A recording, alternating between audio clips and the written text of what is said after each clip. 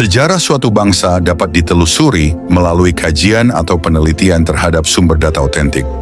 Dalam pengajaran sejarah, sumber data ini terbagi menjadi dua kategori utama, yaitu sumber tertulis dan sumber tidak tertulis. Sumber tidak tertulis berupa bangunan atau reruntuhan yang ditemukan di suatu tempat. Di Indonesia, banyak peninggalan kerajaan atau kesultanan yang menjadi sumber sejarah yang tidak tertulis. Sementara itu, sumber tertulis meliputi prasasti, piagam, dokumen, tulisan pada batu nisan, serta naskah kuno yang memuat informasi berharga mengenai kehidupan masyarakat pada masa lampau. Baik sumber tertulis maupun tidak tertulis memiliki peran penting dalam memahami kondisi sosial dan budaya suatu masyarakat dalam periode tertentu. Namun sumber tertulis dinilai lebih memadai dalam pengajaran sejarah dan kebudayaan, karena melalui dokumen tertulis, cara berpikir bangsa yang menyusunnya dapat dipelajari dengan lebih nyata dan seksama. Isi naskah kuno seringkali memberikan informasi mengenai berbagai aspek budaya, termasuk filsafat, kehidupan agama, kepercayaan, teknik pembangunan, pengelolaan tanah, pengajaran keahlian, serta keterampilan yang menjadi bagian dari kehidupan masyarakat pada masanya. Naskah kuno umumnya terbuat dari bahan yang mudah lapuk, sehingga perlu upaya konservasi agar tidak hilang di telan zaman. Di luar negeri, naskah-naskah Indonesia telah terdokumentasi dengan baik, seperti di Inggris, yang memiliki katalog susunan M.C. Rickliffs dan P. Voorhoff. Berdasarkan katalog tersebut, naskah-naskah Indonesia telah berada di Inggris sejak awal abad ke-17 atau bahkan lebih awal. Naskah-naskah tersebut ditulis dalam berbagai bahasa daerah seperti Aceh, Bali, Batak, Bugis, Jawa kuno, Kalimantan, Lampung, Madura, Makassar, Melayu, Minangkabau, Nias, Rejang, Sangir, Sasak, dan Sunda kuno. Koleksi ini tersimpan di lebih dari 20 perpustakaan dan museum di Inggris, dengan jumlah lebih dari 1.200 naskah.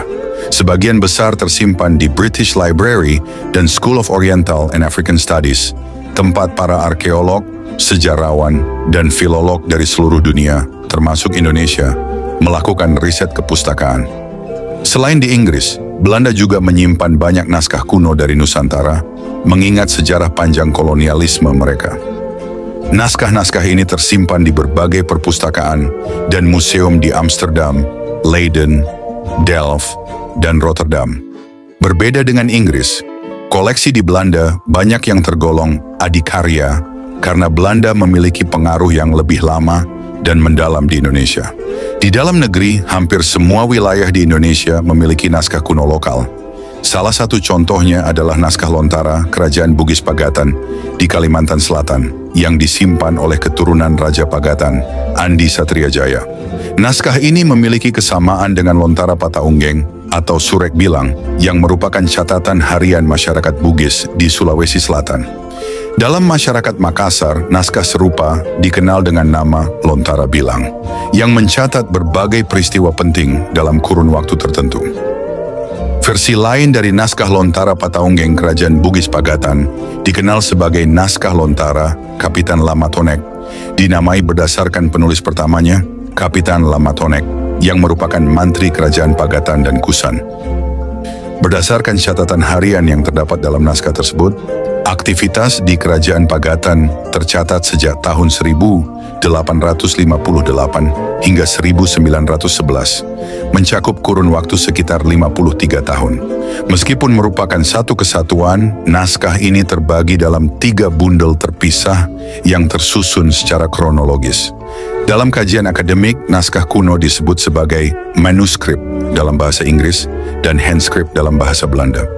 Manuskrip adalah tulisan tangan asli yang berusia minimal 50 tahun dan memiliki nilai penting bagi peradaban, sejarah, kebudayaan, serta ilmu pengetahuan. Di Indonesia, terdapat 3 jenis manuskrip utama, yaitu 1. Manuskrip Islam, yaitu manuskrip berbahasa dan bertulisan Arab. 2. Manuskrip Jawi yang ditulis dengan huruf Arab tetapi menggunakan bahasa Melayu, dengan beberapa tambahan fonem agar sesuai dengan aksen Melayu. 3.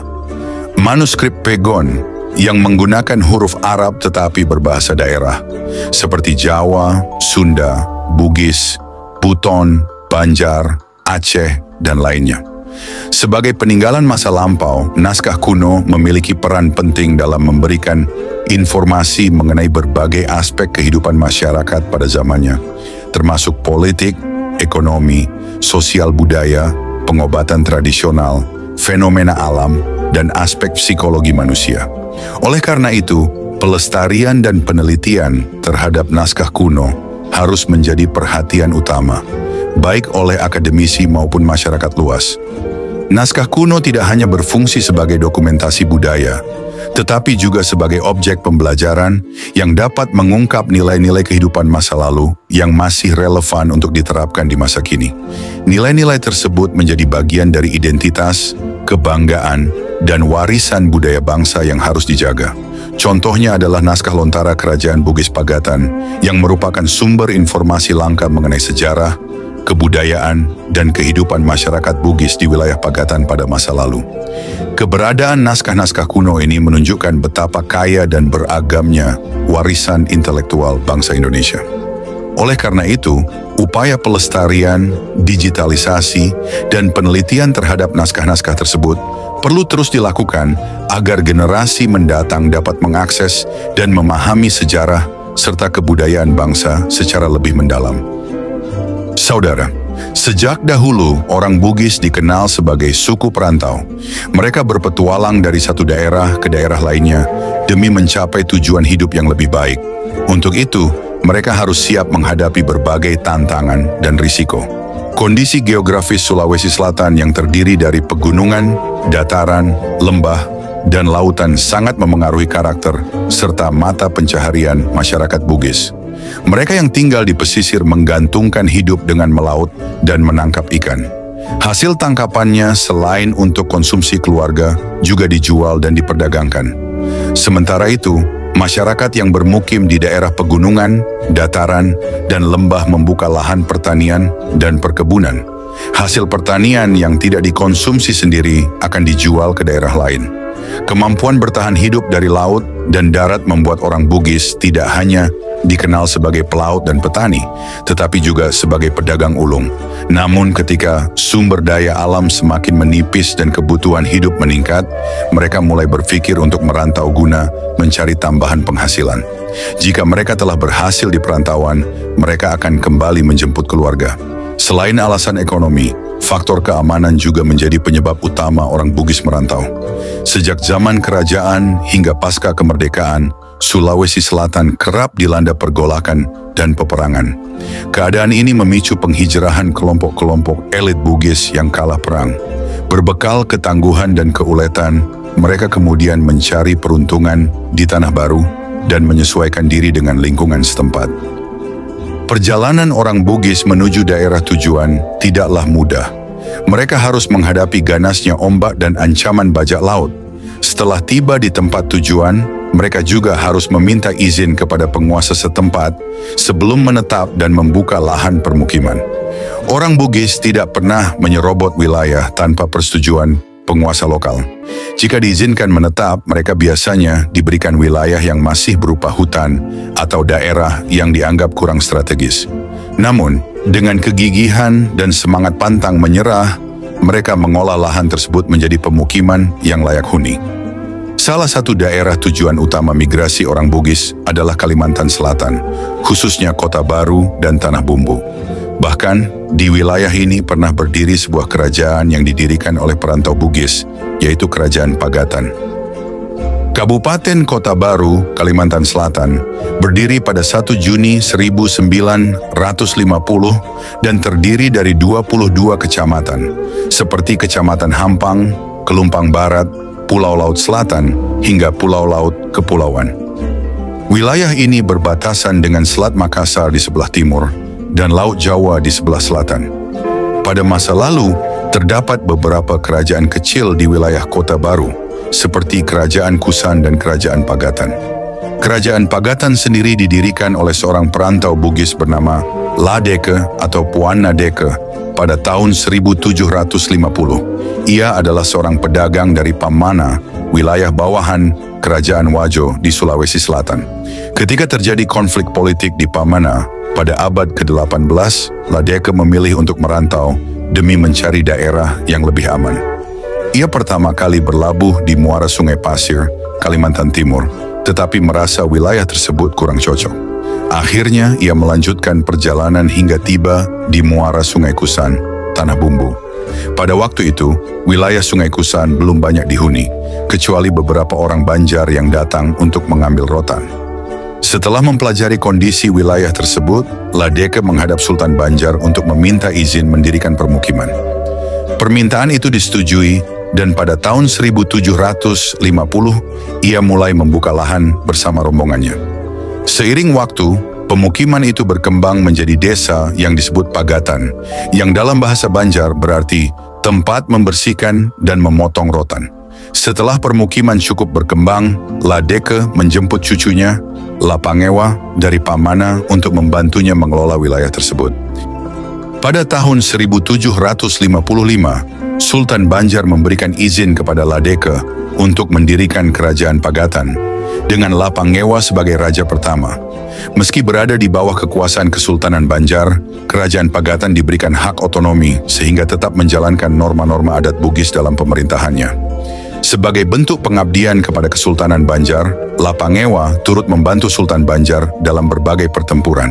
Ia memimpin armada laut untuk menghalau bajak laut yang sering merampok kapal dagang di perairan Pagatan dan Banjarmasin. Berkat jasanya, Sultan Banjar memberinya gelar Kapiten Laut Pulau. Kerajaan Pagatan terus berkembang hingga akhirnya dihapus oleh pemerintah kolonial Belanda pada tahun 1905, bersamaan dengan penghapusan kerajaan-kerajaan lainnya di Kalimantan Selatan. Emigrasi orang Bugis ke Kalimantan Selatan terjadi dalam beberapa gelombang. 1. Gelombang pertama, abad ke-18. Masa kedatangan Ladeke dan pendirian kerajaan Pagatan. 2. Gelombang kedua, awal abad ke-20, perpindahan besar-besaran akibat Perang Bone 1905, di mana Belanda menaklukkan kerajaan Bone dan kerajaan-kerajaan Bugis lainnya. 3. Gelombang ketiga, 1950 sampai 1965. Terjadi ketika pemberontakan DITI pimpinan Kahar Muzakar di Sulawesi Selatan. 4. Gelombang keempat, 1970 hingga sekarang. Banyak orang Bugis yang mengikuti keluarga dan kerabatnya untuk menetap di Tanah Bumbu dan Kota Baru. Saat ini orang Bugis telah berbaur dengan masyarakat lokal seperti suku Banjar, Dayak, Jawa, dan lainnya. Mereka bekerja sebagai petani, nelayan, hingga pengusaha. Meskipun telah berdiaspora, orang Bugis di Pagatan masih mempertahankan bahasa dan budaya mereka. Bahasa Bugis masih digunakan dalam komunikasi sehari-hari, terutama di lingkungan keluarga, masjid, dan pasar. Namun, generasi muda Bugis Pagatan mulai lebih sering menggunakan bahasa Indonesia, sehingga dikhawatirkan dalam 3 generasi ke depan, bahasa Bugis akan semakin jarang digunakan. Dalam hal budaya, pakaian adat Bugis seperti jas tutup, songkok tobone, dan pakaian pengantin Bugis masih sering dipakai dalam acara hajatan. Namun, unsur adat Banjar mulai memengaruhi cara berpakaian mereka, terutama dalam penggunaan sarung. Kuliner khas Bugis juga masih ditemukan di pasar Pagatan, seperti burasa, kampalo, taraju, kue dari tepung ketan dan gula aren, onde-onde, dan barongko. Kehadiran orang Bugis di Kalimantan Selatan, khususnya di Pagatan, menunjukkan ketangguhan mereka sebagai perantau, pedagang, dan peneroka. Pendirian kerajaan Pagatan menjadi bukti nyata bahwa orang Bugis mampu beradaptasi dan membangun kehidupan baru di tanah rantau. Hingga kini, jejak mereka tetap terlihat dalam budaya, bahasa, dan kehidupan sosial di Kalimantan Selatan. Meskipun orang-orang Bugis yang bermigrasi ke Pagatan berasal dari berbagai wilayah di Sulawesi Selatan, seperti Bone, Sopeng, Wajo, Sinjai, Pinrang, Sidrap, Parepare, dan daerah lainnya. Namun seiring waktu mereka menamakan diri sebagai Bugis Pagatan. Kerajaan Pagatan adalah salah satu kerajaan Islam yang berdiri di Kalimantan Selatan dengan latar belakang migrasi suku Bugis dari Sulawesi. Sebagai kerajaan bawahan Kesultanan Banjar, Pagatan berkembang pesat dalam bidang perdagangan dan perikanan. Namun, akibat pengaruh kolonial Belanda, kerajaan ini akhirnya dihapus pada awal abad ke-20. Meski demikian, jejak budaya Bugis di Pagatan masih bertahan hingga sekarang, terutama dalam tradisi dan adat istiadat masyarakat setempat. Meskipun tidak lagi berbentuk kerajaan, masyarakat Bugis Pagatan tetap menjaga identitas budaya mereka. Selain bahasa, beberapa warisan tradisi yang masih lestari hingga kini antara lain: 1. Mapan Retasi, atau dikenal sebagai Pesta Laut, merupakan upacara adat Bugis Pagatan yang diselenggarakan di Pantai Pagatan, Kabupaten Tanah Bumbu, Kalimantan Selatan. Istilah mapan retasi berasal dari bahasa Bugis, yaitu mapanre, memberi makan, dan tasi, laut, yang berarti ritual memberi makan di laut atau makan bersama di laut. Ritual ini digelar sebagai bentuk rasa syukur atas hasil laut yang melimpah. Para nelayan suku Bugis di pesisir Pantai Pagatan melaksanakan tradisi ini dengan melarung sesajen ke laut sebagai wujud terima kasih atas berkah yang diterima.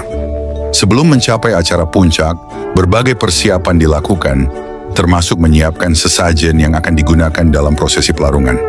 Acara puncak Mapan Retasi dimulai setelah seluruh sesajen dianggap lengkap dan ditempatkan di tanduan, wadah khusus. Prosesi utama Mapan Retasi terdiri dari 3 tahap ritual pembukaan. Dilaksanakan di atas panggung adat dengan pembacaan mantra oleh tetua adat atau sabro. Ritual persembahan diadakan di laut dengan menggunakan kapal hias.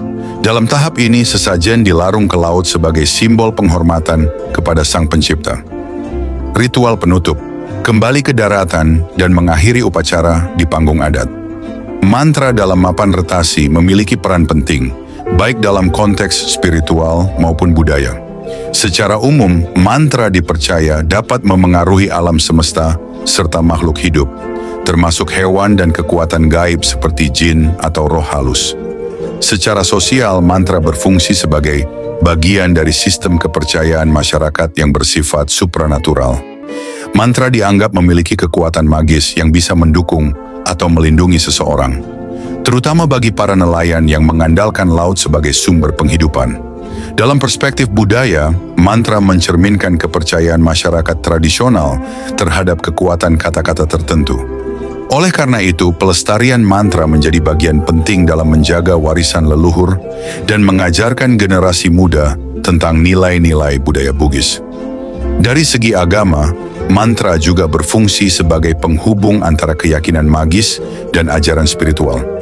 Bahasa yang digunakan dalam mantra bertujuan untuk menyampaikan perasaan, harapan, dan doa kepada Sang Pencipta. Mantra yang digunakan dalam Mapan Retasi terdiri dari berbagai jenis, di antaranya mantra penolak, penangkal bala, untuk melindungi nelayan dari bahaya saat melaut. Mantra penyembuh, panawar, untuk mengobati penyakit atau luka. Pelindung, panyangga, untuk menjaga keselamatan individu atau kelompok. Mantra pemikat, papikat, untuk menarik keberuntungan atau keberkahan. Mantra sumpah serapah digunakan dalam situasi tertentu sebagai bentuk kutukan atau peringatan. Salah satu mantra utama dalam Mapan Retasi adalah mantra penolak bala yang bertujuan agar para nelayan selamat selama melaut. Mantra ini seringkali diiringi doa sebagai wujud rasa syukur kepada Tuhan Yang Maha Esa. Pada hakikatnya, Mapan Retasi merupakan ritual sakral yang mencerminkan rasa syukur masyarakat nelayan Bugis Pagatan atas berkah laut yang diberikan oleh Sang Pencipta.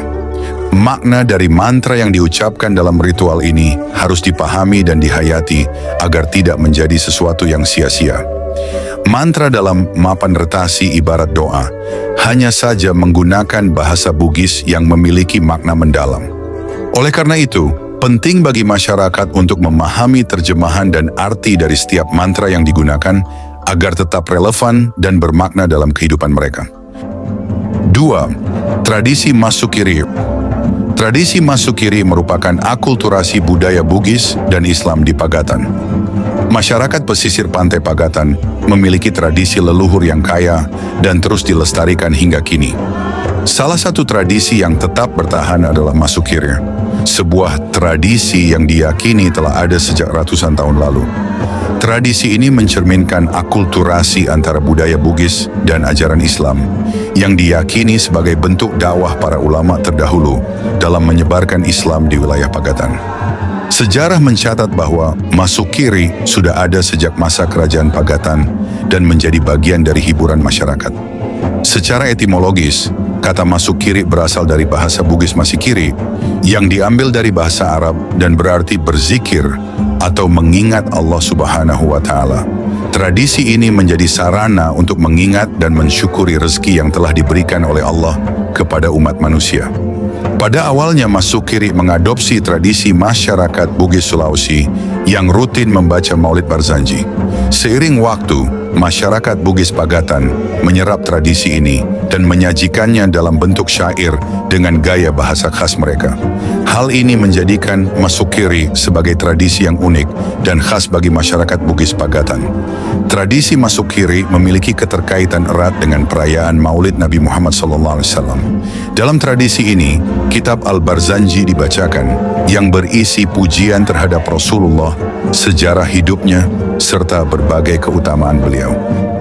Oleh karena itu, Masukiri seringkali menjadi bagian dari acara-acara keagamaan dan sakral seperti Maulid Nabi, pernikahan, tasmiyah, pemberian nama bayi, akikah, selamatan keberangkatan haji, selamatan menurunkan kapal, menerek bola baru, selamatan rumah baru, khataman Al-Quran, perayaan hari jadi, tudang sipulung, serta acara mapan retasi.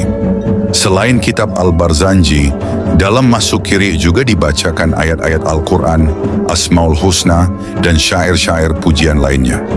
Tradisi ini biasanya berlangsung selama 4-5 jam dengan iringan alat musik tradisional dan pembagian tugas yang terstruktur di antara para peserta. Unsur-unsur dalam tradisi Masukiri. Pelaksanaan Masukiri melibatkan beberapa unsur utama yang mendukung jalannya prosesi dengan khidmat dan harmonis. Rebana besar. Rebana merupakan alat musik yang digunakan dalam Masukiri. Alat ini berbentuk bundar dan pipih dengan bingkai lingkaran yang terbuat dari kayu serta kulit kerbau. Hal ini mencerminkan kebiasaan masyarakat Bugis yang dahulu memelihara kerbau sebagai bagian dari kehidupan bertani dan melaut. Cara memainkan rebana adalah dengan dipukul atau ditabuh menggunakan teknik tertentu agar ritmenya tetap terjaga. Dalam pelaksanaan Masukiri, setiap peserta biasanya memegang satu rebana besar dan memainkannya secara serempak mengikuti irama pembacaan syair-syair. Pasukiri. Pasukiri adalah sebutan bagi orang-orang yang melantunkan Masukiri. Mereka terdiri dari beberapa kelompok yang masing-masing beranggotakan 8-20 orang. Tradisi ini tidak hanya dilakukan oleh laki-laki, tetapi juga bisa diikuti oleh perempuan. Setiap kelompok Pasukiri biasanya dibuat dengan jumlah anggota yang genap untuk mempermudah pembagian tugas. Ada 2 tugas utama dalam kelompok ini. Malawang, yaitu kelompok yang membaca syair pertama. Malajama, yaitu kelompok yang membaca syair kedua sebagai jawaban atau pengiring. Kitab Maulid Al-Barzanji. Kitab Al-Barzanji menjadi elemen utama dalam tradisi Masukiri. Kitab ini berisi kisah perjalanan hidup Nabi Muhammad mulai dari kelahiran, masa kanak-kanak, remaja, hingga dewasa. Kitab ini juga menggambarkan pernikahan Rasulullah dengan Sayyidah Khadijah, diangkatnya beliau menjadi Nabi dan Rasul, serta berbagai peristiwa penting dalam perjalanan dakwahnya hingga wafat. Tradisi Masukiri merupakan salah satu warisan budaya Bugis Pagatan yang menggabungkan unsur keislaman dengan tradisi lokal. Melalui lantunan syair yang indah dan iringan rebana, Masukiri bukan hanya sekadar hiburan, tetapi juga menjadi sarana dakwah dan ekspresi kecintaan kepada Nabi Muhammad SAW. Hingga kini, tradisi ini tetap lestari dan terus dipertahankan oleh masyarakat Bugis Pagatan sebagai bagian dari identitas budaya mereka.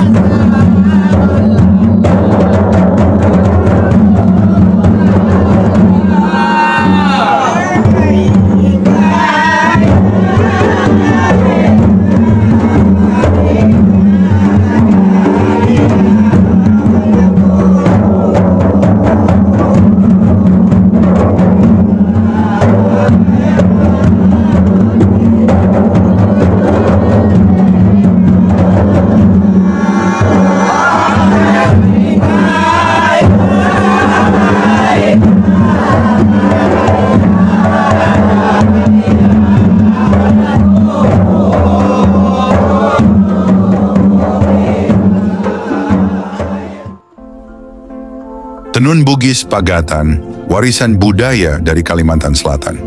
Tenun Bugis Pagatan, atau lebih dikenal sebagai tenun Pagatan, adalah kain tradisional yang berasal dari masyarakat Bugis Pagatan di Kalimantan Selatan. Keberadaan tenun ini berawal dari kedatangan perantau Bugis ke wilayah Pagatan pada pertengahan abad ke-18. Sejak itu, keterampilan menenun diwariskan secara turun-temurun, menjadikan tenun Pagatan sebagai bagian penting dari identitas budaya masyarakat setempat. Selain memiliki nilai ekonomi, tenun Pagatan juga mengandung nilai budaya dan sosial yang kuat. Kain ini menjadi simbol khas masyarakat Pagatan, khususnya di Kabupaten Tanah Bumbu. Proses pembuatannya masih mempertahankan cara tradisional, di mana alat tenun yang digunakan terbuat dari kayu dan benang yang digunakan biasanya berupa benang sutra.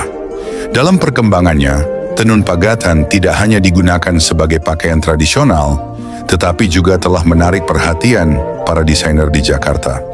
Kini, berbagai jenis pakaian modern, termasuk gaun, menggunakan kain tenun ini sebagai bahan dasar. Popularitasnya yang semakin meningkat turut mendorong industri tenun di Kalimantan Selatan untuk terus berkembang. Harga tenun Pagatan bervariasi tergantung pada bahan dan motifnya. Semakin rumit motif serta kualitas bahan yang digunakan, semakin tinggi pula harganya. Saat ini harga rata-rata sarung tenun Pagatan mencapai sekitar Rp500.000. Berdasarkan teknik menenun dan motifnya, tenun Pagatan terbagi dalam beberapa jenis, antara lain tenun ikat, bebem, motif ikat lusi, dan ikat pakan. Proses menenun dilakukan setelah benang dicelupkan ke dalam zat pewarna. Pengaturan benang tenun disesuaikan dengan pola motif yang telah dibuat dalam proses pengikatan. Dalam bahasa Bugis disebut mabebe, tenun songket, tenun sobe. Are, motif tembus hingga ke bagian dalam kain, dibuat dengan cara menyisipkan benang saat proses menenun. Tenun sobe sumelang, motif hanya terlihat di bagian depan kain, tidak tembus ke bagian dalam. Tenun panji, motif anyaman langsung. Dibuat dengan teknik anyaman langsung menggunakan benang tenun yang disebut pasulu. Hasilnya adalah motif khusus yang dibentuk sesuai kreativitas penenun. Tenun motif biasa. Motifnya umumnya berbentuk kotak-kotak dan dapat dikombinasikan dengan jenis tenun lainnya, seperti tenun ikat dan tenun songket. Bahan utama dalam pembuatan tenun Pagatan adalah benang yang sudah siap digunakan. Terdapat 3 jenis benang yang biasa digunakan, yaitu benang sutra, kualitas terbaik, benang Samarinda, dan benang Singapura. Sementara itu, peralatan yang digunakan dalam proses menenun masih mempertahankan teknik dari daerah asalnya, Sulawesi Selatan. Namun sebagian besar peralatan di Pagatan dibuat dari kayu. Beberapa peralatan utama dalam pembuatan tenun Pagatan meliputi roweng, mesin uluran, olah, ununseng, pamedangan, hingga walida dan saka. Tenun Bugis Pagatan bukan sekadar kain tradisional, tetapi juga merupakan warisan budaya yang terus berkembang. Dengan keunikan motif dan proses pembuatannya yang masih mempertahankan teknik tradisional, kain ini tidak hanya menjadi identitas masyarakat Pagatan, tetapi juga memiliki potensi besar dalam dunia mode modern. Popularitasnya yang semakin meningkat menjadi bukti bahwa warisan budaya lokal dapat terus beradaptasi dan berkembang di era globalisasi. Saudara, itulah lintasan sejarah dan tradisi Bugis Pagatan di Kabupaten Tanah Bumbu, Kalimantan Selatan. Mohon maaf kehilafan dan kekurangan dalam narasi ini. Terima kasih. Salam pada salama. Wassalamualaikum warahmatullahi wabarakatuh.